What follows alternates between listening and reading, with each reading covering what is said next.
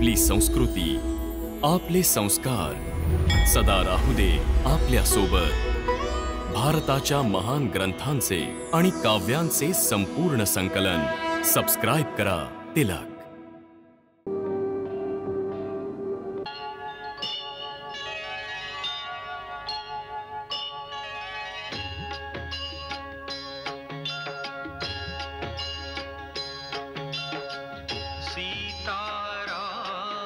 चरित अति पावन, मधुर सरस रस किति मन भावन.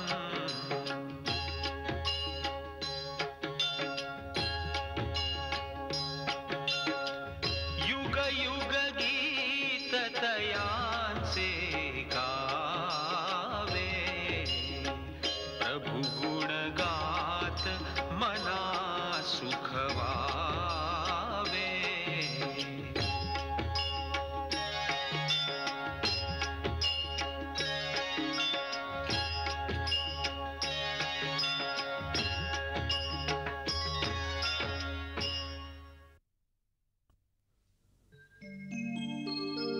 चक्रवर्ती पद संपदा, गौरव गाथा सोडुनी, सर्वांचा स्वामी गेला निघोनी,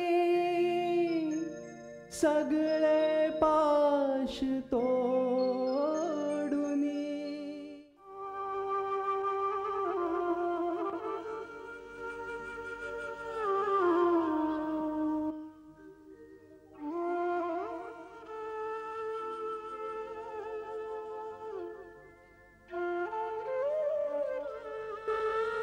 हे सूर्यकुलाच्या गौरवा, जीवनभर तू वशिष्ठांना अर्घ्य अर्पण करून चरण वंदना करीत आलास. परंतु आज वशिष्ठ तुझ्या चरणांवर श्रद्धांजलीची पुष्प समर्पित करण्यास आला आहे. तू या जन्मी आपल्या संपूर्ण धर्माचं उत्तम रीतीने पालन केलंयस. आपल्या प्रजेस एका पित्याच्या अनुरूप स्नेह करत, जनकल्याणाचं कार्य करत राजाचं कर्तव्य पूर्ण केलंयस. देवासुर संग्रामात दानव शक्तींवर मात करून हे सिद्ध करून दिलंस की आपल्या बळानी आणि पराक्रमानी माणूस देवतांपेक्षाही उंच स्थान मिळवू शकतो. आज तुझे पूर्वज मोठ्या अभिमानाने पाहत आहेत की तू आपल्या उज्ज्वल सूर्यवंशी कीर्तीला वाढवून आपल्या पूर्वजांचं ऋण फेडलंयस. इतिहासात तुझं नाव पण रघु एक श्वाकू भगीरथासारखंच मोठ्या आदराने घेतलं जाईल. मातेची ममता जगात नेहमी विख्यात होती, परंतु पुत्रवियोगात आपले प्राण देऊन तू पित्याच्या प्रेमाचं या जगात एक असं उदाहरण स्थापन केलंयस ज्याची अमर गाथा तिन्ही लोकात युगानुयुगे सांगितली जाईल. हे महात्मा, माझा प्रणाम स्वीकार कर.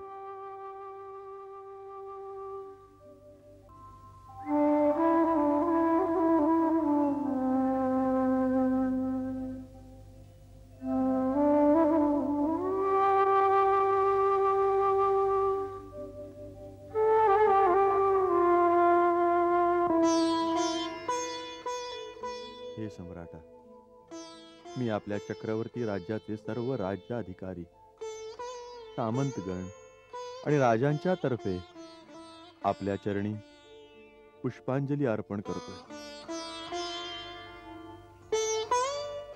आपल्या आज्ञेच्या पालनात जेव्हा जेव्हा माझ्याकडून चूक झाली तरी आपण उदारतेने त्याला क्षमा केली. परंतु आपल्या अंतिम आज्ञेचं मी जे पालन केलं नाही त्या अपराधाबद्दल आपण मला न दंड दिला न क्षमा केली. हे बालसखा, शक्य झालं तर मला क्षमा कर.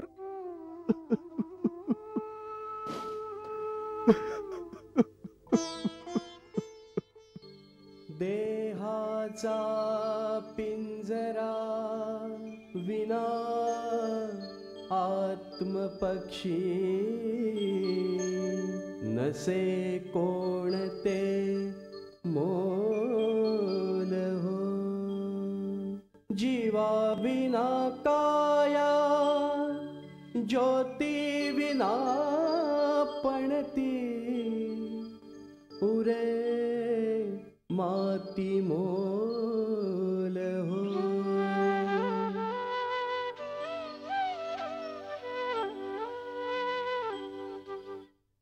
जर जर पिंजरा ज्या देहाचा न भावे कुणा पक्षाला उडे पिंजऱ्यातून एकदा आस नसे परतीची तयाला. देहाचा पिंजरा विना आत्मपक्षी नसे कोणते मोल हो.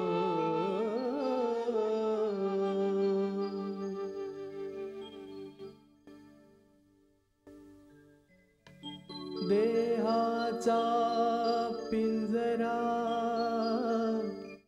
विना आत्मपक्षी नसे कोणते मोल हो.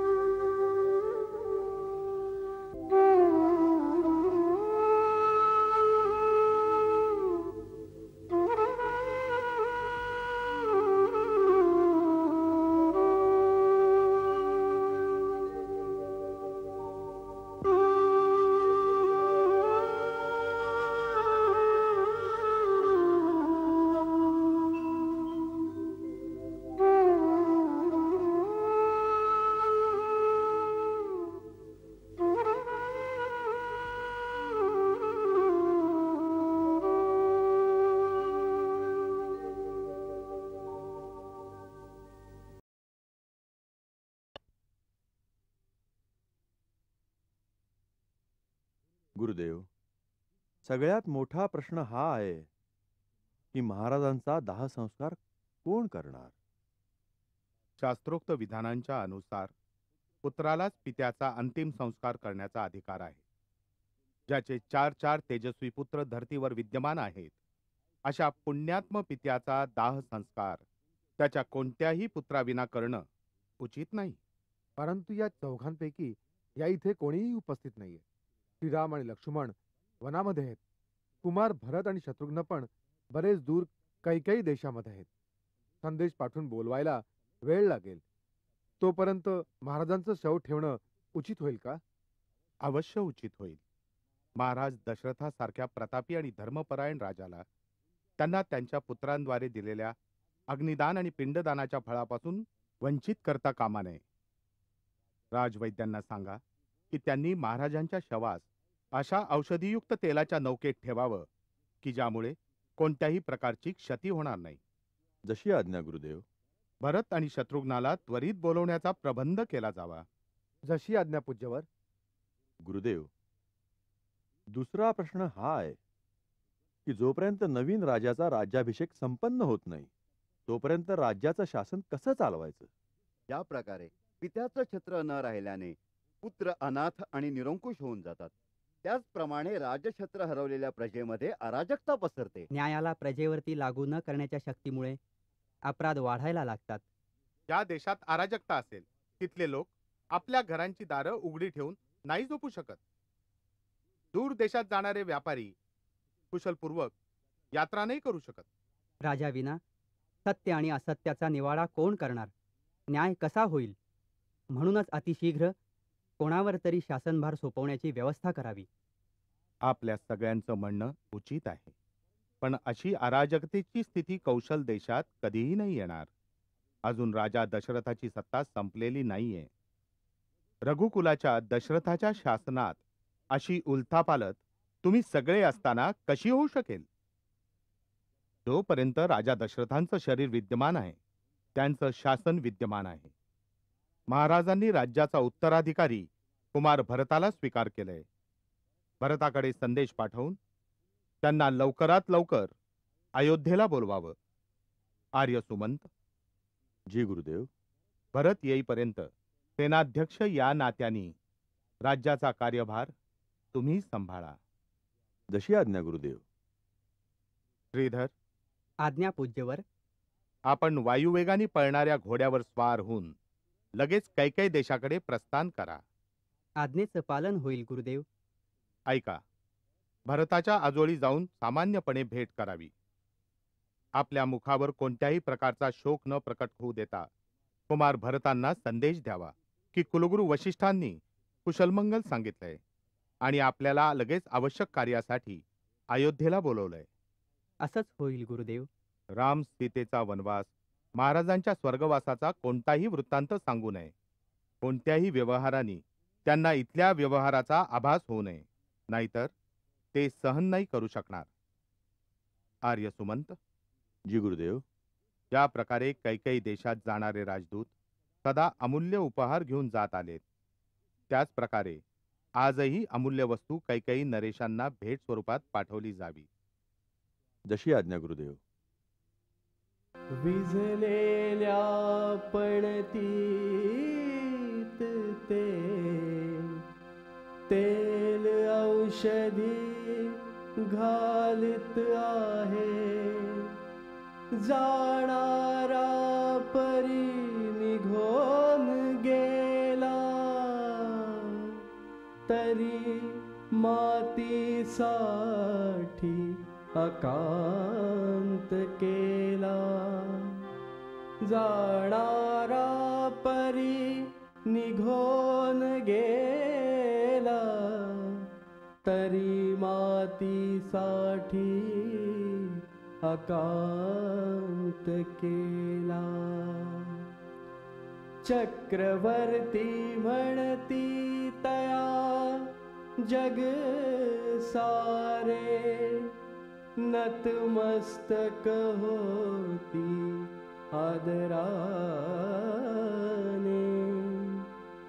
दिशा दिशात होतो गौरव, सुर नर मुनी गाती एक स्वराने. पुत्र जयाचे चार, परंतु चारी दूर घरापासून. वैभव संपन्न असून राजा, देह तडफडे संस्कारा वाचून. देह तडफडे संस्कारा वाचून. पिताश्री.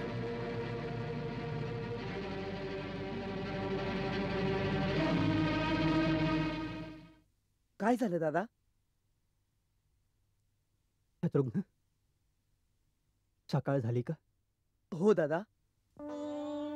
असं म्हणतात, पहाटेची स्वप्न खरी ठरतात. आजपर्यंत रामदादाची जो स्वप्न पाहत होतो, परंतु आज मी आपल्या पिताश्रींचं दुःस्वप्न बघितलं. काय स्वप्न बघितलं पिताश्रींचं? कसं सांगू? पिताश्रींच्या डोक्यावर मुकुट नव्हता. त्यांचे केस मोकळे होते. एका शेणाने भरलेल्या कुंडात ते पर्वताच्या टोकावरून खाली पडले. त्यांनी तीळ भात खाल्ला. त्यानंतर त्यांचं मस्तक खाली करून सारखं सारखं तेलात बुडवलं गेलं. मग दुसरं स्वप्न बघितलं. सागर वाळून गेलाय. चंद्रमा पृथ्वीवरती पडला आहे. चारी बाजूंना अंधकार झाला आहे. पर्वत कोसळले आहेत. त्यांच्यामधून धूर निघतोय.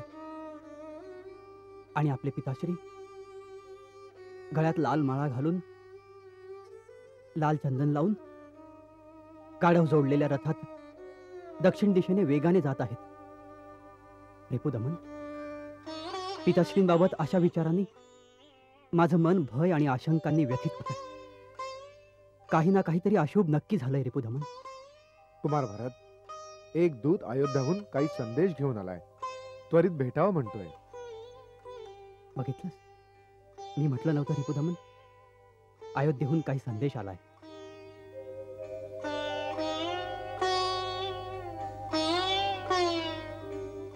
श्रीधर, श्रीधर बोल, काय झालंय? काय संदेश आणलाय? आपल्याला लगेच अयोध्येला बोलवलंय. सगळं कुशल आहे ना? पिताश्री, माताश्री, रामदादा, लक्ष्मण, कोणी बोलवलं अचानक? गुरुदेव वशिष्ठांचा आदेश आहे. आपण शीघ्र अयोध्येला चलावं. हो, जाऊया. शत्रुघ्न, चल, आजोबांची आज्ञा घेऊया.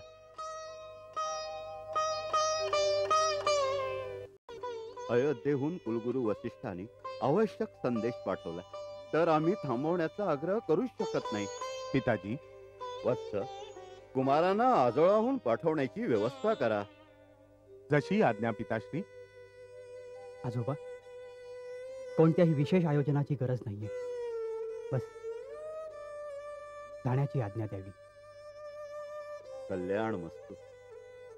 सदा सुखी भव. कल्याण मस्तु.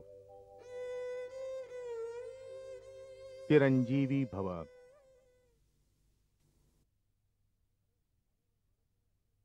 अरे राजकुमार भरत येत आहेत. अरे अशा पाप्याचं तोंडही नाही पाहायचं मला.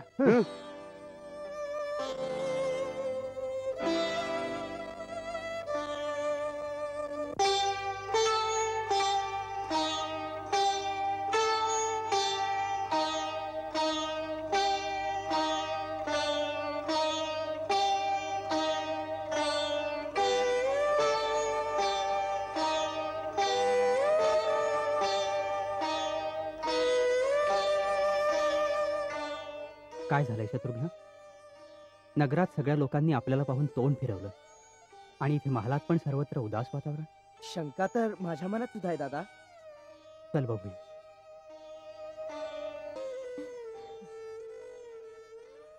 राणी, आरती सजव. राणी, तुझा पुत्र अयोध्येचा राजा भरत महालात प्रवेश करत आहे. नियमानुसार तो आपल्या पित्याला भेटायला जाईल आणि तिथे जाऊन दुखी होऊन जाईल. आणि म्हणूनच मी त्याला आधीच इथे घेऊन येते. राणी, आरती सजव. आरती सजव राणी, आरती सजव.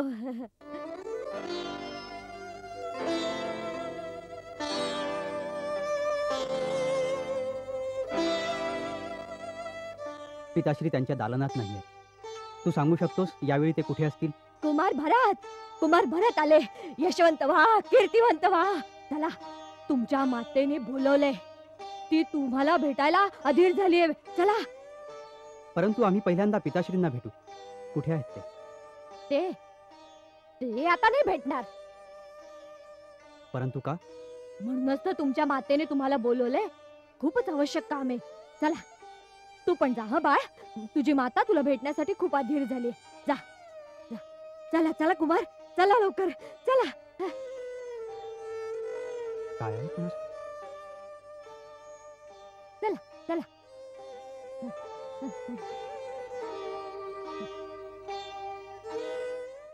या या या या या या.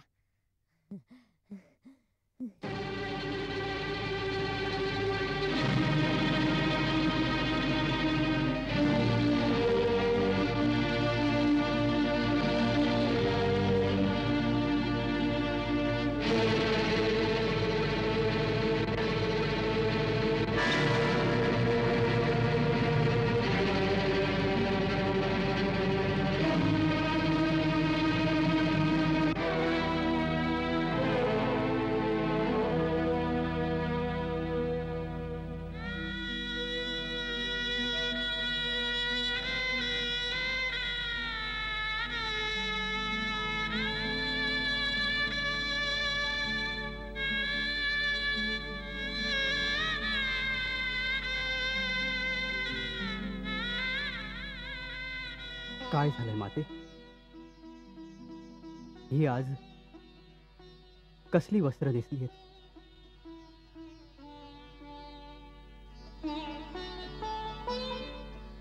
आपली आभूषणं कोठे आहेत? आपल्या कपाळावर कुंकू नाहीये. काय झालंय माताश्री? महाराज तुमच्या दालनातही नाहीयेत. हा पूर्ण राजमहाल उदास का बरं वाटतोय? कुठे आहेत महाराज? कुठे आहेत माझे पिताश्री? बोल ना माते, कुठे आहेत माझे पिताश्री? पुत्र, या जगामध्ये जो जन्म घेतो, एक ना एक दिवस त्याला जगाचा त्याग करावाच लागतो. प्राण त्याग केल्यावर जी गती धर्मात्मा पुरुषांची होते, जे परमधाम त्यांना मिळतं, तुझे पिता पण त्याच परमधामास निघून गेले.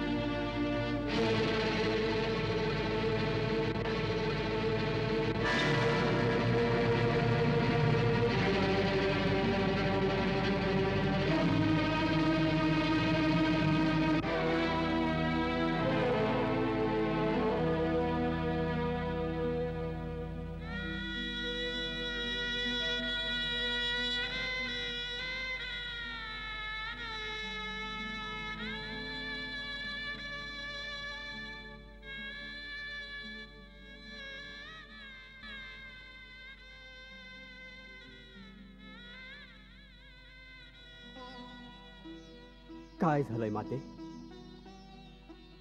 ही आज कसली वस्त्र नेसली आहेत?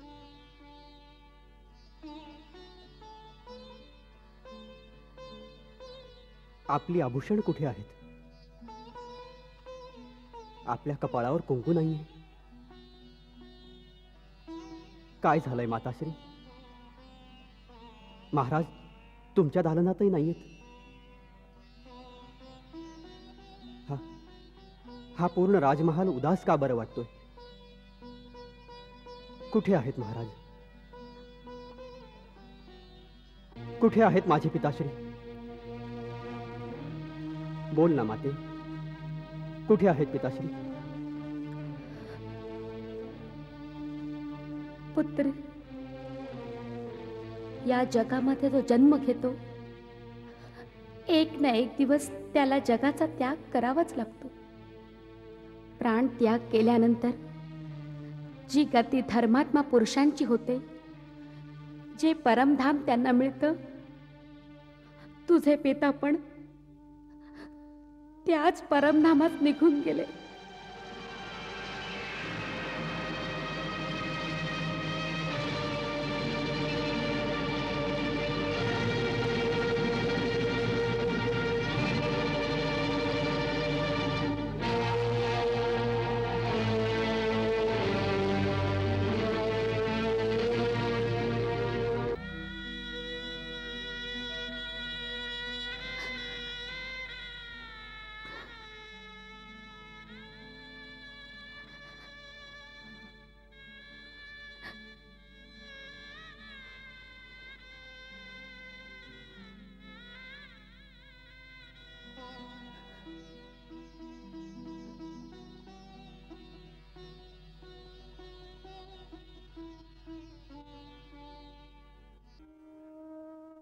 रस्त्यात माझं हृदय भीतीने नुसतं ग्रासलं होतं. माझे सारे अपशकून, सगळी दुःस्वप्न सत्य ठरलीच शेवटी. अघटित झालंच शेवटी. अघटित घडलं शेवटी माते.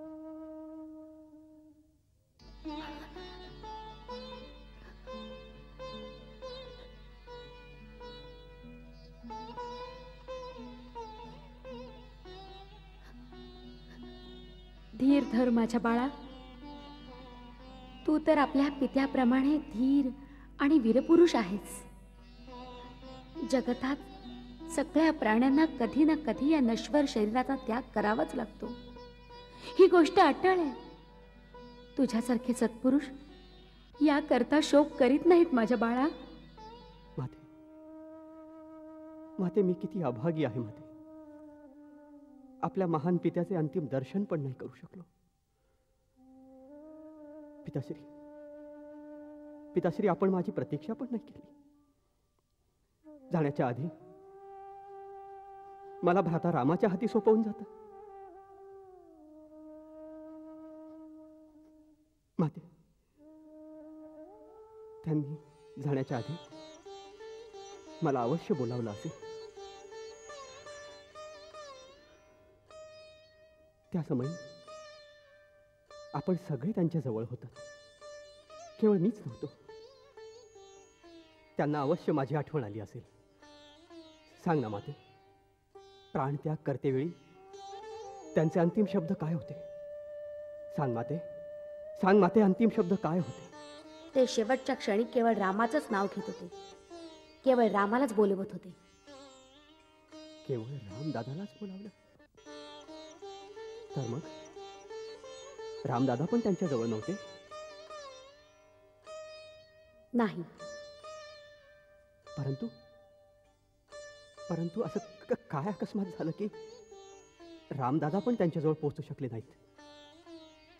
आपण तर त्यांच्याजवळ होतात. नाही, त्यांनी महाराणी कौसल्याच्याच कक्षात प्राणत्याग केला. माता कौसल्याच्या दालनातच प्राणत्याग केले? त्यावेळी भ्राता राम आणि लक्ष्मण कुठे होते? वनामध्ये. वनामध्ये? वनामध्ये का? महाराजांनी स्वर्गवासी होण्यापूर्वी त्यांना 14 वर्षाचा वनवास दिला होता. वनवास?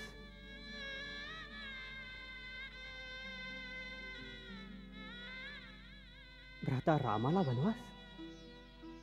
नाही, असं कधीही होऊ शकत नाही. हा दंड तर भयंकर अपराधांना दिला जातो. माझे रामदादा तर सत्य, धर्म आणि मर्यादेची मूर्ती आहेत. मग मग त्यांना हा दंड कोणत्या कारणाने दिला गेला? बोल माते, बोल माते, काय दोष होता त्यांचा? कोणाचा कोणताही दोष नव्हता. केवळ वचन पाळण्याची गोष्ट होती. आणि तुझ्या पित्याने एका सत्यनिष्ठ धर्मपरायणासारखं आपलं वचन पाळण्यासाठी आपले प्राण सुद्धा अर्पण केले.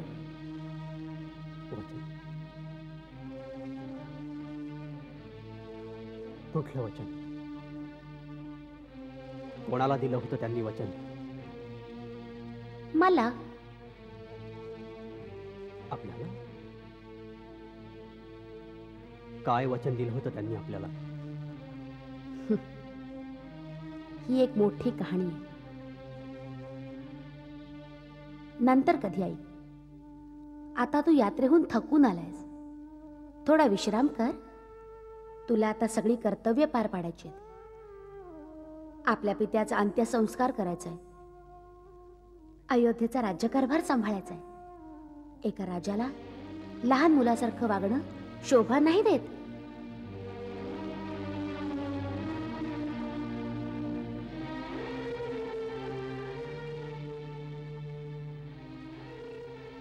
ही अश्रू ढाळण्याची वेळ नाही.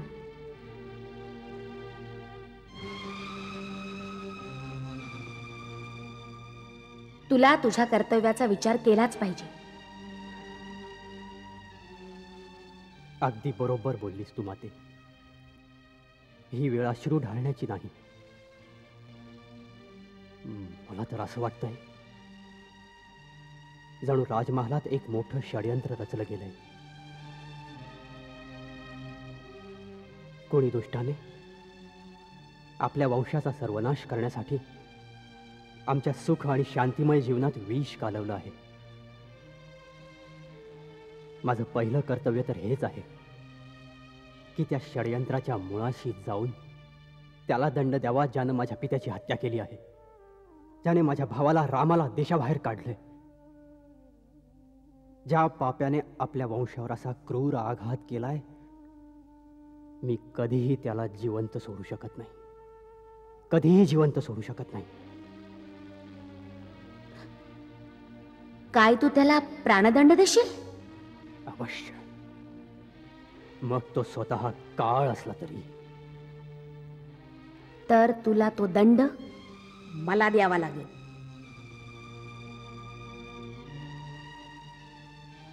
आपल्याला? हो, मला. मीच महाराजांकडे 2 वचनं मागितली. महाराजांनी मला 2 वर दिले होते. सांगितलं होतं, जेव्हा मनात येईल तेव्हा माग. इकडे तुझ्या जाण्यानंतर कौसल्याच्या सांगण्यानुसार महाराजांनी रामाचा राज्याभिषेक करायचं निश्चित केलं होतं. महाराणी कौसल्याने विचार केला, कैकेयीचा पुत्र भरत तर इथं नाहीये, आलेल्या संधीचा लाभ घेऊन आपल्या पुत्रास राजा का नाही बनवावं. परंतु मी असं नाही होऊ दिलं.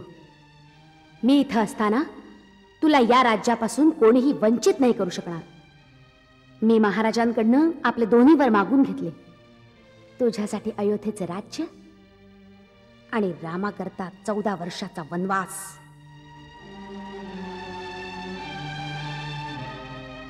मी तुझी वाट अगदी सोपी केली आहे. बिचाऱ्या मंथराने या कार्यात माझी पूर्ण सहाय्यता केली. तिनंच हा उपाय सुचवला, तिनंच माझे डोळे उघडले आणि मी सगळं सांभाळून घेतलं. रामाच्या बरोबर सीता आणि लक्ष्मण विना तक्रार त्यांच्या बरोबर वनात गेले. सगळं काम अगदी सहज सोपं झालं होतं. परंतु विधात्याने मध्येच थोडीशी उलथापालथ केली. महाराज रामाच्या वियोगात स्वर्गवासी झाले.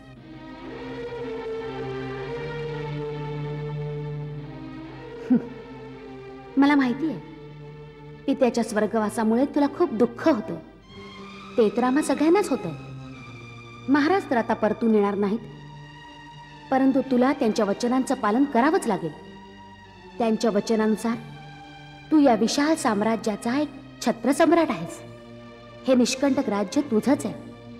म्हणूनच सांगते, आता धीर धर आणि आपलं राज सिंहासन सांभाळ राजन.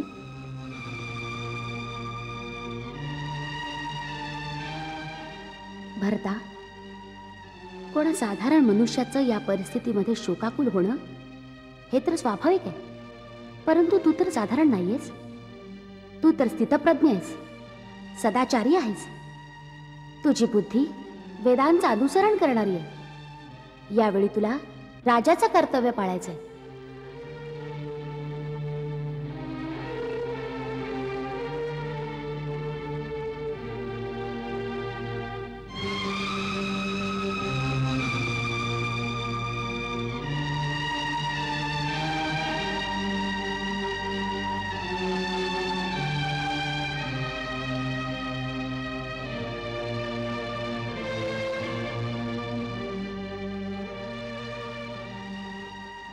तू माझ्याकडे असं का पाहतोयस? मी जे काही केलंय ते तुझ्या भल्यासाठीच केलंय. तू माझं भलं नाही केलंस, तू माझा सर्वनाश केला आहेस.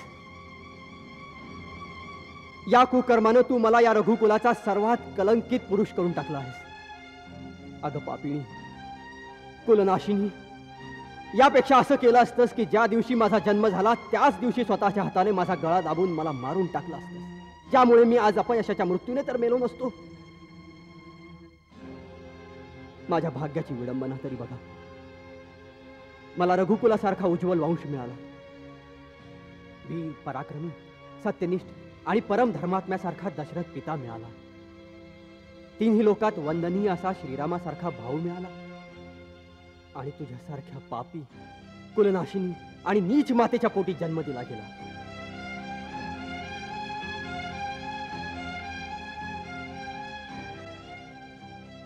हे विधाता, यापेक्षा मोठी क्रूर चेष्टा तू कोणाची करू शकतोस? अगं पापिणी, परमधर्मात्मा श्रीरामांना वनात पाठवण्याची गोष्ट बोलताना तुझ्या जिभेचे तुकडे तुकडे का नाही झाले? तू भावनेच्या आवेगात आपल्या भल्याची गोष्ट समजू शकत नाहीस मूर्खा. तू आपल्या भाग्याला ठोकर मारतोयस. अगं माझं भाग्य तर त्याच दिवशी फुटलं होतं ज्या दिवशी माझा भाऊ श्रीराम वनवासात निघून गेला.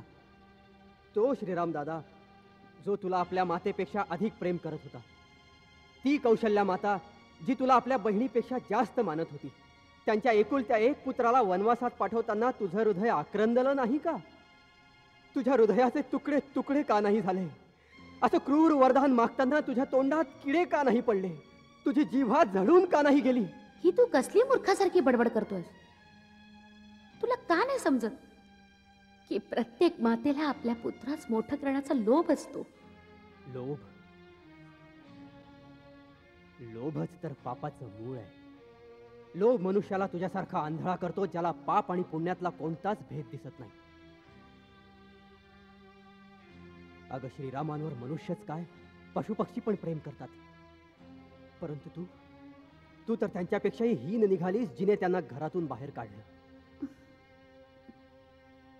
तू नारी नाहीस, मानवता नसलेली कोणी राक्षसीण आहेस, राक्षसीण. भरता, मी जे काही केलंय ते तुझ्यासाठीच केलंय रे. मी तुझी आई आहे रे भरता, मी तुझी आई आहे.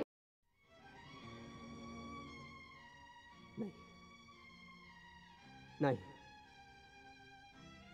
आजपासून तू माझी माता नाहीस. मला जन्मजन्मांतर नरकात राहणं स्वीकार आहे, परंतु तुला आपली माता म्हणणं स्वीकार नाही. भरता, जर माझा आवाज इथून परलोकात पोहोचत असेल तर पिताश्री तुम्हीही ऐका. आज तुमच्या या भागी पुत्रानं कैकेयीचा त्याग केला आहे. आणि पिताश्री, आपण मला आशीर्वाद द्या की आपल्या इच्छेनुसार श्रीरामांना वनातून आणून अयोध्येच्या राजसिंहासनावर बसवू शकेन. महाराणी कैकेयी,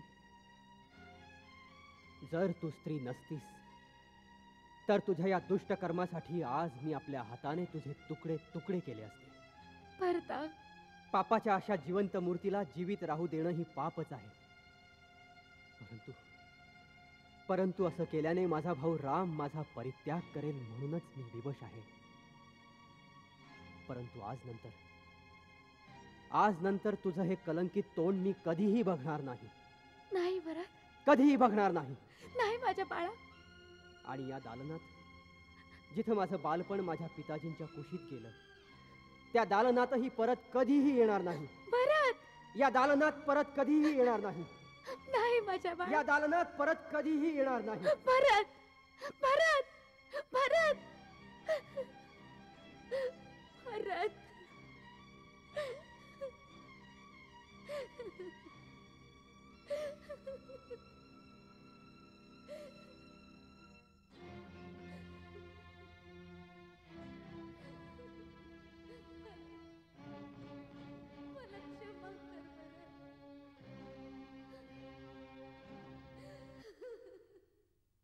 आर्य सुमंत,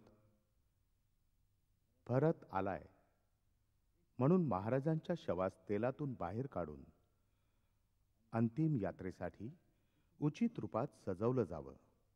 बरं झालं की कुमार सरळ मातेच्या कक्षात गेला, अन्यथा हे करुणाजनक दृश्य त्याला सहन झालं नसतं. आपण तयारी करावी. मी भरताला जाऊन समजावतो. जशी आज्ञा गुरुदेव.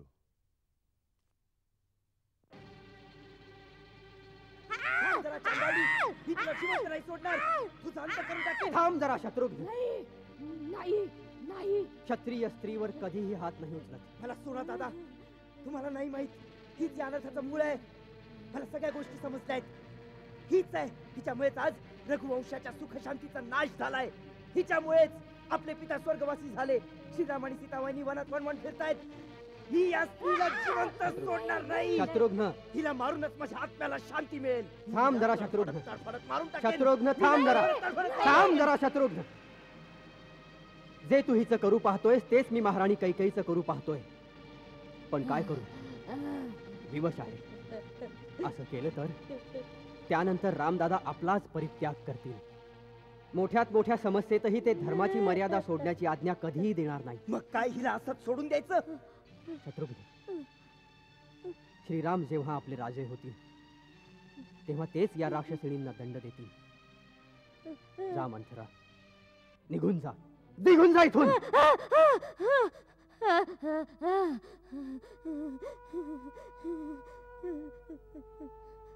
शत्रुघ्न,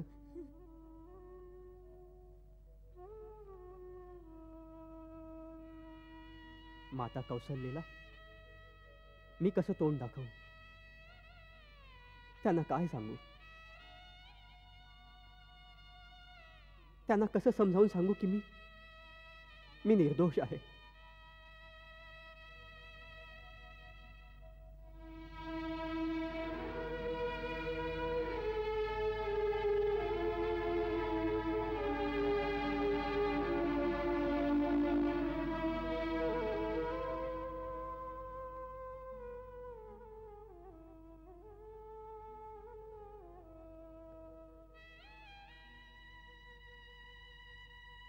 माते, माते,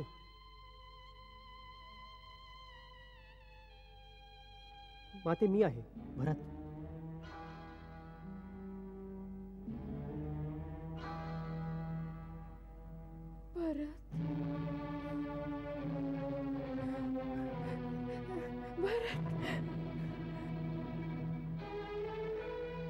भरत, भरता, तू आलास पुत्रा. मी तुझीच वाट बघत होते. इथे माझं बोलणं कोणीच नाही ऐकत. मला माझ्या रामाजवळ कोणीच नाही घेऊन जात. आता तू तर राजा झालायस ना. मी प्रार्थना करते, आपल्या सेनेला आज्ञा देऊन जिथे रामाला सोडून आले त्याच वनात त्याच्या मातेला पण सोडून ये. माते, माते,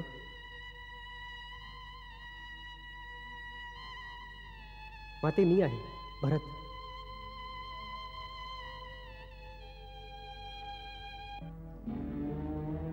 भरत,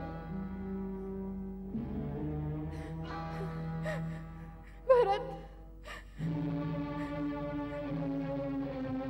भरत, भरता, तू आलास पुत्रा. मी तुझीच वाट बघत होते. इथे माझं बोलणं कोणीच नाही ऐकत. मला माझ्या रामाजवळ कोणी घेऊन जात नाही. आता तू राजा झालायस ना. मी प्रार्थना करते, आपल्या सेनेला आज्ञा दे. तिथे रामाला सोडून आला त्याच वनात त्याच्या मातेला पण सोडून या. माते, माते, जर तुम्ही सुद्धा रामाजवळ वनात गेलात तर मग हा भरत कोणाच्या मांडीवर डोकं ठेवून रडेल? भरत, माते, काय फक्त रामच तुमचा पुत्र आहे? नाही भरत. भरत नाही. मी तर तुमच्याकडे अशासाठी आलो होतो की तुम्ही आपल्या मायेचा हात माझ्या डोक्यावर ठेवा. माझ्या जखमी आत्म्याला आपल्या पदराखाली शरण द्याल. परंतु माझ्या नशिबी मातेचं प्रेम कुठे? नाही भरत, नाही. माझ्या पापाची हीच शिक्षा आहे. माते, मी एकच पाप केलंय की मी कैकेयीच्या पोटी जन्म घेतला. पण त्याचा दोष त्या विधात्याकडे आहे, माझ्याकडे नाही. विधात्याने या जगात कैकेयी सारख्या क्रूर स्त्रीला जन्मालाच का घातलं? आणि जन्माला घालायचंच होतं तर तिला वांज का नाही बनवलं, ज्यामुळे माझ्यासारखा कलंकित पुत्र जन्मालाच आला नसता? नाही भरत, नाही.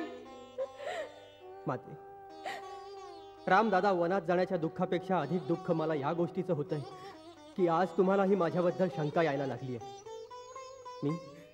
मी तुम्हाला कसा विश्वास देऊ मातेश्वरी? मी ईश्वराची शपथ घेऊन सांगतो की जे झालं त्यामध्ये माझा कणभरही हात असेल तर माझं सर्व ज्ञान, गुरूंनी दिलेली सर्व विद्या या क्षणी नाहीशी होऊन जाऊ दे. आणि जगातल्या सर्व पापींच्या सर्व पापांची शिक्षा केवळ मला मिळू दे. भरत माते, तुम्ही तर वात्सल्याची मूर्ती आहात.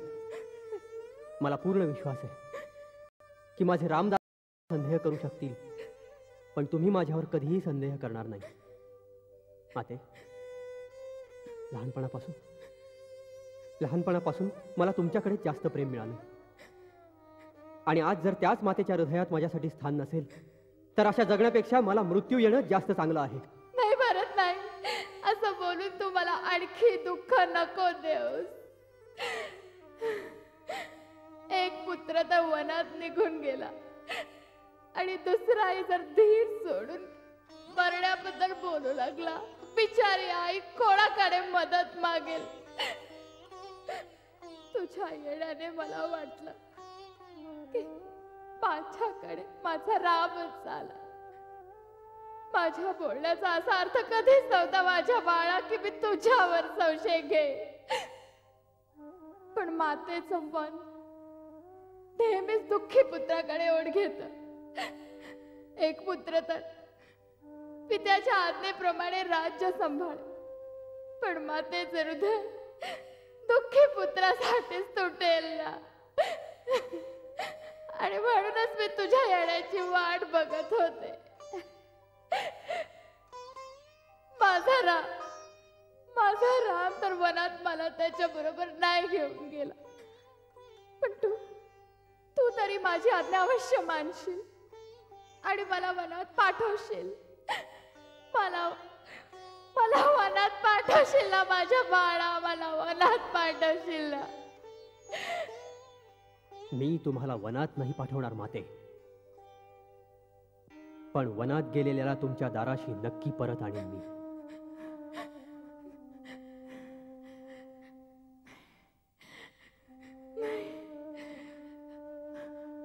अशी स्वप्न मला नको दाखवूस माझ्या बाळा, नको दाखवूस. हे स्वप्न खरं करून दाखवणं हे माझं कर्तव्य आहे. माते, मी विचारतो, तुम्ही त्यांना जाण्याची आज्ञा कशी दिली? आपल्या अधिकारानं त्यांना थांबवलं का नाही? कशी थांबवणार? तो तर मोठ्या ज्ञानी माणसासारखा मला स्त्री धर्माचा उपदेश करून आपल्या पित्याच्या आज्ञेचं पालन करायला निघून गेला. एक कणभरे दुःख किंवा विषाद नव्हता मना. आपली वस्त्र, दागदागिने, हा राजमहाल, साम्राज्य सगळं असं सोडलं जसं कोणी आपली जुनी वस्त्र सोडून देतात. सीता आपल्या पतिव्रता धर्माचं पालन करण्यासाठी त्याच्या बरोबर निघून गेली. लक्ष्मणाला रामाने खूप थांबवलं, पण तो थांबला नाही. सगळे गेले, सगळ्यांनी आपल्या धर्माचं पालन केलं, आणि माझं कठोर हृदय बघ, 2 पुत्र गेले, सून गेली, पण त्यांना एकत्र जाताना पाहून सुद्धा माझे प्राण त्यांच्या बरोबर का नाही गेले? पुत्र प्रेमाच्या धर्माचं पालन तर महाराजांनी केलं. महाराजांनी जोपर्यंत जगले त्याच्या बरोबर जगले. तो गेला तर त्यांनी आपल्या प्राणांचा त्याग केला, आपल्या प्राणांचा त्याग केला.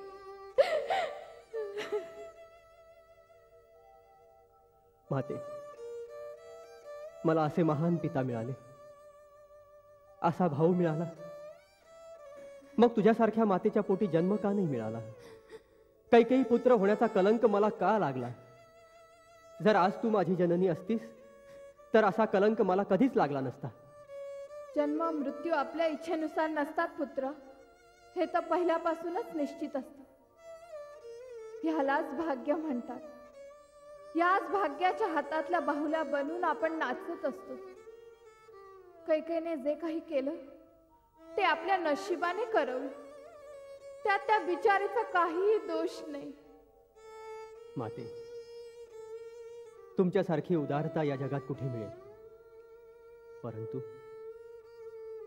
सगळं जग तर मलाच या अनर्थाचं मूळ कारण म्हणेल ना?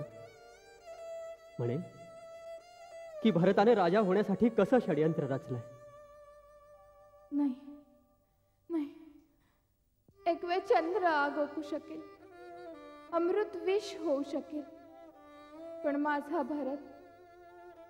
भरत रामाच्या विरुद्ध नाही जाऊ शकत. ह्याची साक्ष मी जगाला देईन. सूर्याला कोणाच्याच साक्षीची गरज नसते महाराणी कौसल्या. त्याचा प्रकाशच त्याचं प्रमाण आहे.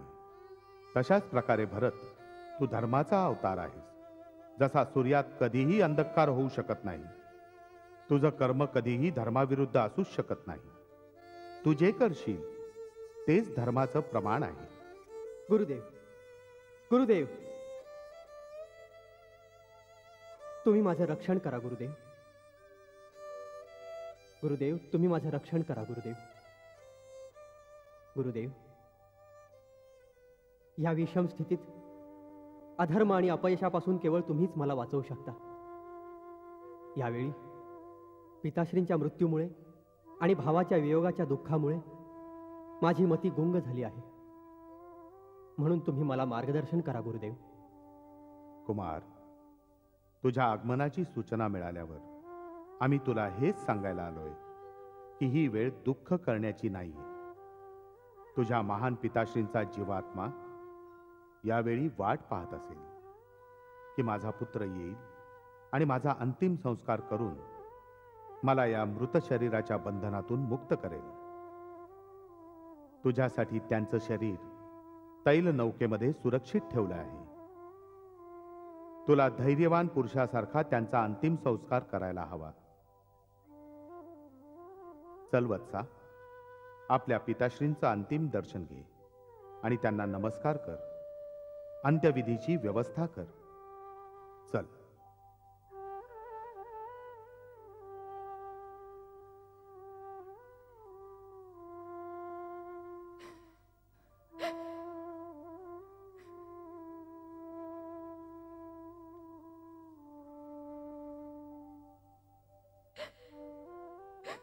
दशरथ महाराजांचा विजय असो. दशरथ महाराजांचा विजय असो. दशरथ महाराजांचा विजय असो. दशरथ महाराजांचा विजय असो. दशरथ महाराजांचा विजय असो. दशरथ महाराजांचा विजय असो. जय जयकार नसे पदाचा, जय जयकार नसे देहाचा. देहानी जे सत्कर्म केले, जय जयकार त्या सत्कर्माचा. जैसे समर जिंको योद्धा आपुल्या भूमी परत फिरे, तैसे विजयी राजावरती प्रजा पुष्प वर्षाव करे. तैसे विजयी राजावरती प्रजा पुष्प वर्षाव करे.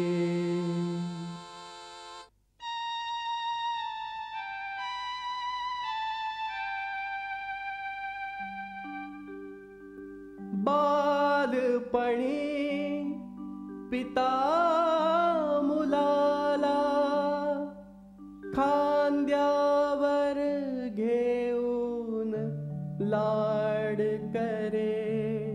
खांदा देऊनी त्याच पित्याला कर्तव्याचे कर्म करे. खांदा देऊनी त्याच पित्याला कर्तव्याचे कर्म करे.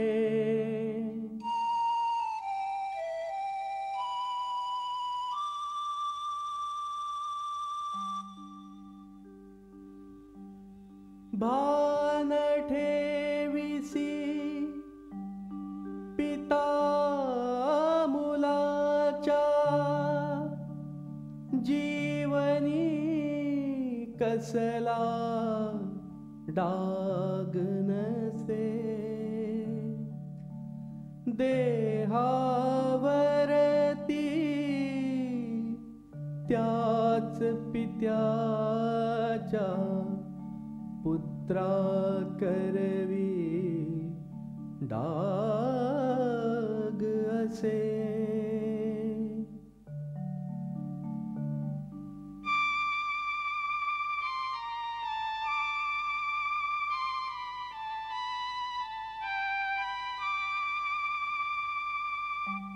मातीची काया जेव्हा समशाना जळण्यासी येते हो राजा अथवा रंक असे तो दशा एकसी होते हो राजा अथवा रंक असे तो दशा एकसी होते हो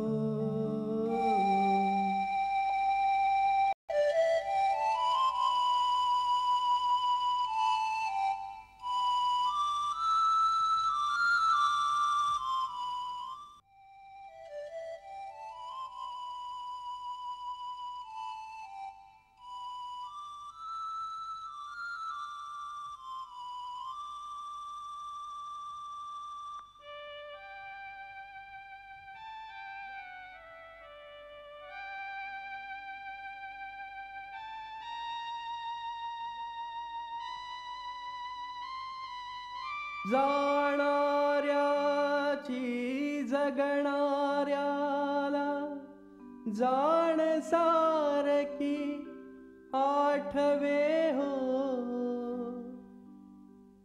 जवळीक ज्याची निकट तयाला भरती नयनी आसवे हो जवळीक ज्याची निकट तयाला भरती नयनी आसवे हो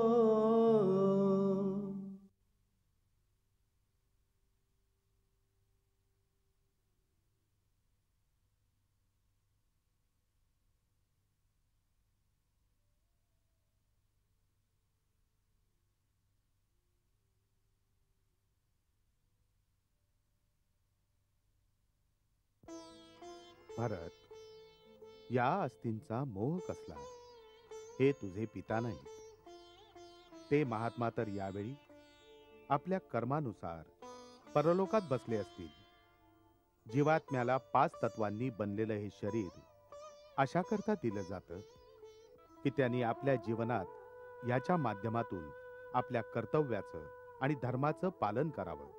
माणसाच्या जाण्यामुळे या पार्थिव शरीराची 5ही तत्व अग्नी, वायू, आकाश, जल आणि धरती मातेला परत दिली जातात. म्हणूनच या अस्थी शरयूच्या पवित्र पाण्याला वाहून टाक. सगळ्यांसाठी हेच विधान आहे कुमार. आज जे तू आपल्या पित्यासाठी करतोयस, एक दिवस तुझा पुत्र तुझ्यासाठीही हेच करेल. मोहाचा त्याग कर. तुझ्या पुढले कर्तव्य तुझी वाट पाहत आहे.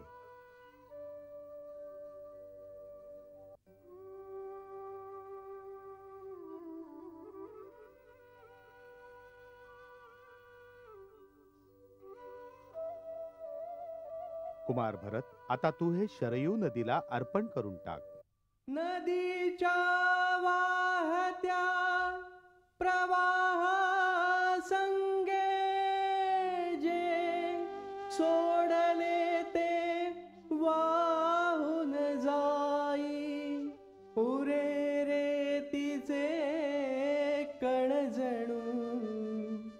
सत्कर्म जगती राही.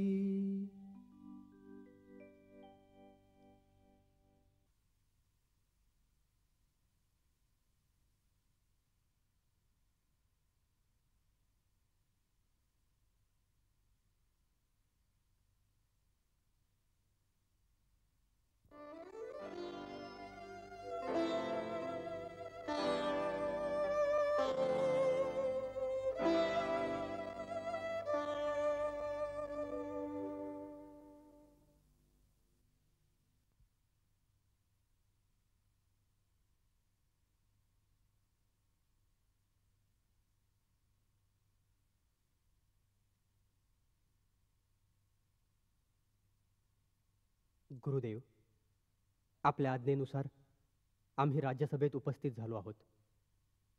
सांगा, आमच्यासाठी काय आज्ञा आहे? वत्सा भरत,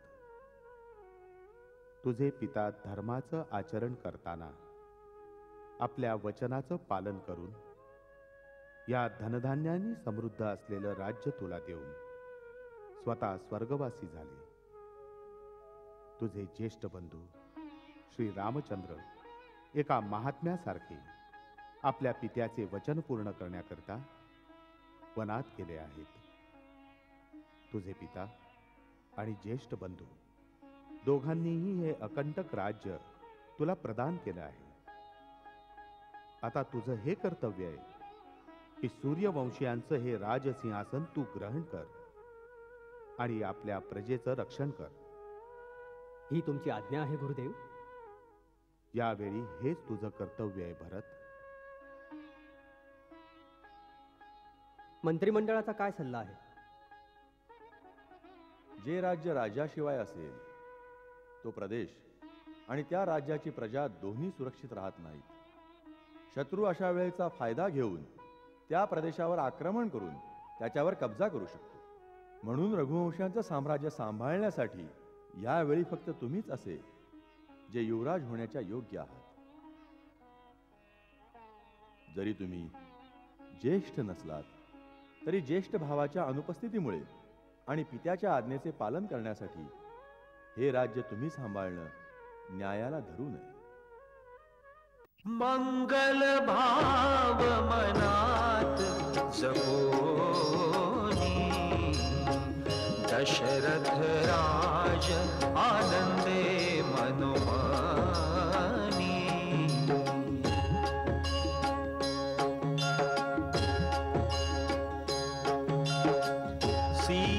सीताराम चरित अति पावन मधुर सरस रस किति मन भावन.